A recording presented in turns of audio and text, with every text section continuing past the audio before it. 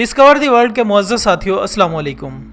नाज़रीन मोहतरम, पाकिस्तान और भारत में चाइनीज़ खाने बहुत पसंद किए जाते हैं और अगर हम इन्हें किसी होटल या रेस्टोरेंट में जाकर ना भी खाएं तो इनको बआसानी घर में भी तैयार किया जा सकता है।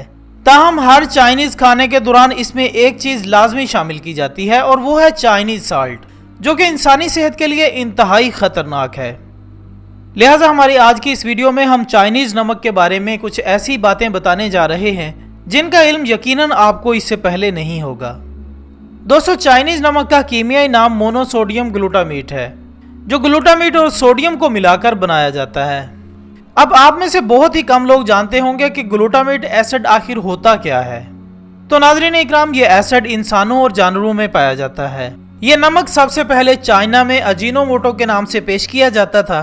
अजीनोमोटो का चाइनीज़ जुबान में मतलब है जायका बढ़ाने वाला, लेकिन बदकिस्मती से जितना ये नमक जायका बढ़ाता है उससे कई गुना ज़्यादा सेहत को नुकसान भी पहुंचाता है। बल्कि फूड अथॉरिटी के मुताबिक अजीनोमोटो यानी चाइनीज़ नमक एक खामोश कातिल है और इसका बेजा इस्तेमाल बहुत सी बीमारियों का सबब बनता है। ख़वातीन हज़रात, डॉक्टर्स का कहना है कि चाइनीज़ नमक के रोज़मर्रा इस्तेमाल से आप सर दर्द की बीमारी में मुब्तला हो जाते हैं और जैसे जैसे इसका इस्तेमाल करते जाते हैं सर दर्द में भी इजाफा होता जाता है और मरीज़ को मतली और कै जैसी शिकायत पैदा होना शुरू हो जाती हैं। इसके साथ साथ चाइनीज़ नमक का सबसे बड़ा नुकसान दिल को होता है। चाइनीज़ नमक इस हद तक मुज़र सेहत है कि इसके इस्तेमाल से सीने का दर्द, दिल की धड़कन का तेज़ होना और हार्ट अटैक जैसी शिकायत पैदा हो जाती हैं। इसके अलावा चाइनीज़ नमक न सिर्फ हामला ख़वातीन का ब्लड प्रेशर बढ़ाने बल्कि इसके साथ बच्चे के मदाफ़ती निज़ाम पर भी बहुत ज़्यादा असरअंदाज होता है। नाज़रीन इकराम, चाइनीज़ नमक से बनी अशिया का बेदरेग इस्तेमाल आपको दमे जैसी बीमारियों में भी मुब्तला कर सकता है।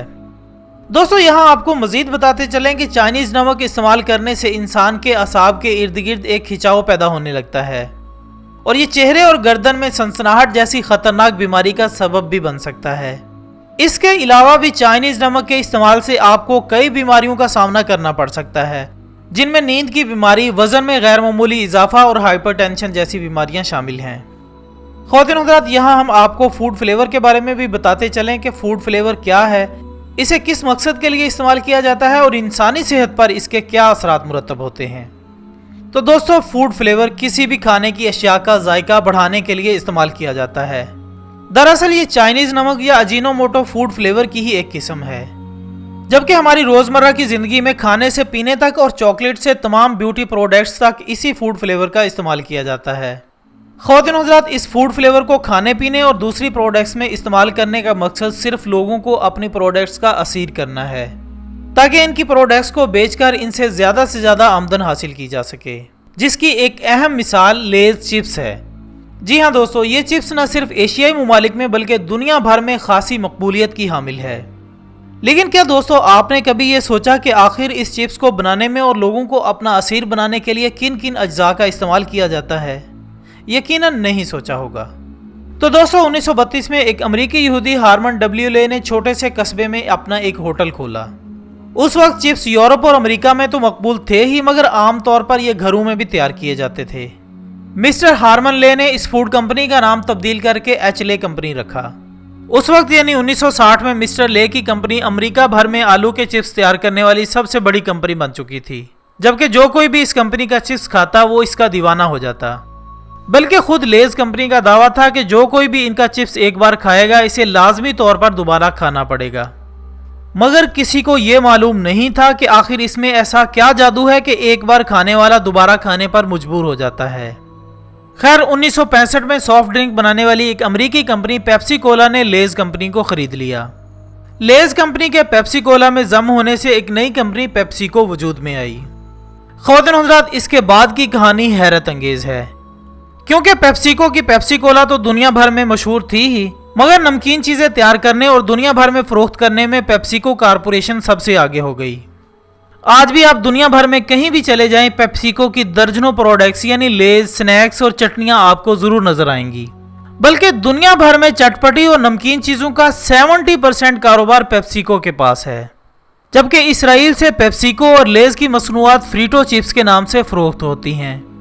जबकि इस्लामी ममालिक में फ़रोख्त होने वाले चिप्स के पैकेट पर हलाल लिखा होता है, चाहे ये हलाल हो या ना हो। दोस्तों, लेज कारपोरेशन और पेप्सिको कारपोरेशन की नमकीन मसनूआत और चिप्स की कामयाबी का राज फ्लेवर अनासिर ही थे, जिसकी बुनियाद पर वो दावा करते आए हैं कि जो एक बार खाएगा वो लाजमी तौर पर दोबारा भी खाएगा। जबकि कई तजुर्बात में ये बात साबित हो चुकी है कि फ्लेवर अनासिर बिल्कुल इसी तरह लोगों को अपना आदी बना लेते हैं जिस तरह सिगरेट को पीने वाला सिगरेट का आदी हो जाता है। अजीज साथियों, लेज को मुख्तलिफ जायकों में तैयार किया जाता है और ये आपको हर ग्रोसरी स्टोर और गली मोहल्ले की दुकानों से मिल जाएगा। जबकि अगर लेज के पैकेट के पीछे इसकी तैयारी में इस्तेमाल होने वाले तमाम अज्जा को देखें तो वहाँ मोनोसोडियम ग्लूटामेट का नाम भी नजर आता है, जो जायका बढ़ाने के लिए इस्तेमाल किया जाता है। लेकिन यहाँ पर अब एक बड़ी ही अहम बात सामने आती है कि क्या फूड फ्लेवर्स हलाल हैं या हराम। तो नाज़रीन मोहतरम, सुन लें कि तहकीकात के मुताबिक तमाम फूड फ्लेवर सूर की चर्बी यानी पेग फैट से बनाए जाते हैं, बल्कि मेडिकल साइंस भी ये बात साबित कर चुकी है कि बाकी जानवरों के मुकाबले में सूर के गोश्त में चिकनाई या फैट्स की मिकदार ज्यादा होती है, जिससे तरह तरह की बीमारियां, मोटापा, दिल की बीमारी, शुगर और पट्ठों की तकलीफ जन्म लेती हैं। लिहाजा अगर हम अमेरिका की मिसाल दें तो अमेरिकी लोग सिर्फ सूर के गोश्त को ही तरजीह देते हैं, लेकिन इसमें मौजूद चर्बी को इस्तेमाल नहीं करते। इसलिए यहाँ पर एक इंतहाई अहम सवाल पैदा होता है कि इस गोश्त के साथ मौजूद हजारों टन चर्बी आखिर कहाँ जाती है। दोस्तों, दरअसल पैग्स को एक मखसूस बनाई गई कुर्बानगाह में काटा जाता है, जिसकी निगरानी अमेरिकी फूड डिपार्टमेंट करता है और सूर के गोश्त से मिलने वाली चर्बी की मिकदार ठिकाने लगाने की जिम्मेदारी भी इन्हीं की होती है। एक सर्वे के मुताबिक 60 साल पहले सूर के गोश्त से निकलने वाली चर्बी को जला दिया जाता था, लेकिन बाद में लोगों को ख्याल आया कि इस बेतहाशा चर्बी की मिकदार को, जो कि रोजाना की बुनियाद पर पैदा हो रही है, किसी काम में लगाकर मुनाफा कमाया जा सकता है। लिहाजा सबसे पहले चर्बी को पिघलाकर इससे साबुन बनाने के तजुर्बात किए गए, जो कि कामयाब रहे, और ये साबुन आज के दौर में भी बहुत से यूरोपीय लोग इस्तेमाल कर रहे हैं। नाज़रीन इकराम, इस तजर्बे की कामयाबी के बाद एक बाकायदा नेटवर्क बना दिया गया, जिसका मकसद इस चर्बी को केमिकल प्रोसेस करना और इसे पैक करके ऐसी कंपनियों को भेजना था जो इसे इस्तेमाल करके कोई भी नई चीज बना सकें। यह सिलसिला ऐसे ही एक तवील अरसे तक कायम रहा। इसी दौरान यूरोप में एक कानून पास हुआ कि तमाम खाने पीने की अशिया, मेडिकल प्रोडक्ट्स और हाइजीनिक प्रोडक्ट्स पर वो तमाम अज्जा लिखना जरूरी हैं जिनसे वो प्रोडक्ट्स तैयार की जाती हैं। लिहाजा 40 साल तक इन अज्जा की लिस्ट में सूर के गोश्त को इसी के नाम पिग फैट से लिखा जाता रहा। इस्लामी तालीमात के मुताबिक सूर का गोश्त या इससे बनी हुई कोई भी चीज हराम है और यूरोप के लोग इस बात से अच्छी तरह वाकिफ हैं। लेकिन जब सूर के गोश्त से बनी प्रोडक्ट्स को इस्लामी ममालिक में भेजा जाने लगा तो इन तमाम प्रोडक्ट्स पर बैन लगाकर इनकी बरामद को बंद कर दिया गया। अब अपनी प्रोडक्ट्स को बेचने के लिए इन लोगों की तरफ से एक और मंसूबे पर गौर किया जाने लगा, यानी सूर की चर्बी को मुस्लिम ममालिक तक पहुंचाने का कोई नया तरीका ढूंढना। ख़वातीन हज़रात, आपकी दिलचस्पी के लिए मजीद बताते चलें कि 1984 की सिविल वार में पहली बार राइफल बोल्ट्स बनाई गईं और इन्हें बाकी बरे आज़म तक समुद्री रास्ते के जरिए पहुंचाया जाने लगा। ये रास्ता बहुत लंबा हुआ करता था, जिसमें महीनों का वक्त लग जाता था। इस दौरान इन गोलियों में मौजूद बारूद खराब हो जाता था, क्योंकि समंदर की नमी और धूप इसे केमिकल रिएक्शन करके इसे खराब कर देती थी। इसलिए इन्हें महफूज रखने के लिए एक नया तरीका दरियाफ्त किया गया। इन बोल्ट्स को भी पिग फैट के जरिए कोट कर दिया जाता, यानी पिग की चर्बी की तह इन गोलियों पर चढ़ा दी जाती। ये तरीका तो कामयाब रहा, मगर इन बोल्ट्स को इस्तेमाल करने से पहले दांतों के जरिए इस चर्बी की तह को उठाया जाता। इस तरह पिग फैट एशियाई ममालिक, खास तौर पर मुस्लिम ममालिक में भी पहुंचाई जाने लगी। इसके साथ साथ अमरीकी फौजियों, खुसूसन मुसलमान और वेजिटेरियन फौजियों ने इन बोल्ट्स को इस्तेमाल करने से इनकार कर दिया, जिसका नतीजा बगावत तक जा पहुंचा। इस वाक़े के बाद यूरोपीय ममालिक को इस बात का अच्छी तरह अंदाजा हो गया कि मुसलमान पिग या इससे बनी मसनूआत के किस तरह मुखालिफ हैं और किसी सूरत इस्तेमाल नहीं करेंगे। लिहाजा उन्होंने एक नया तरीका निकाला और मुसलमान ममालिक को भिजवाई जाने वाली प्रोडक्ट्स पर पिग फैट का नाम तब्दील करके एनिमल फैट लिखना शुरू कर दिया।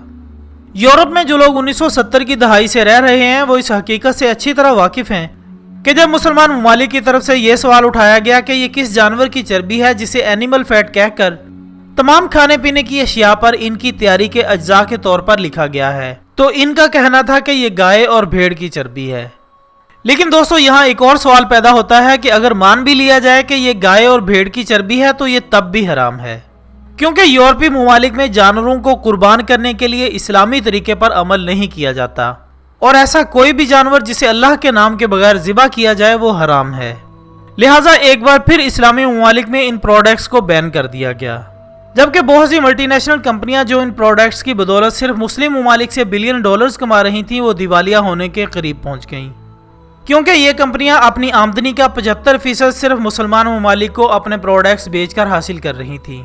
मोअज़्ज़ज़ साथियों, आखिरकार इस नुकसान से बचने के लिए एक और खौफनाक मंसूबा बनाया गया, यानी एक ऐसा तरीका जो पाकिस्तान, भारत और दीगर एशियाई ममालिक की भोली भाली अवाम और उम्मत मुसलमा की समझ से बालातर हो। लिहाजा इस मकसद के लिए ई कोड नामी लैंग्वेज मुतारिफ करवाई गई, जिसका मकसद सूर की चर्बी को एक कोड की सूरत में अज्जा की तैयारी की लिस्ट में लिखना था, ताकि आम अवाम और मुस्लिम ममालिक के लोग जो इस पर नजर रखते हैं, इन्हें अंधेरे में रखा जा सके।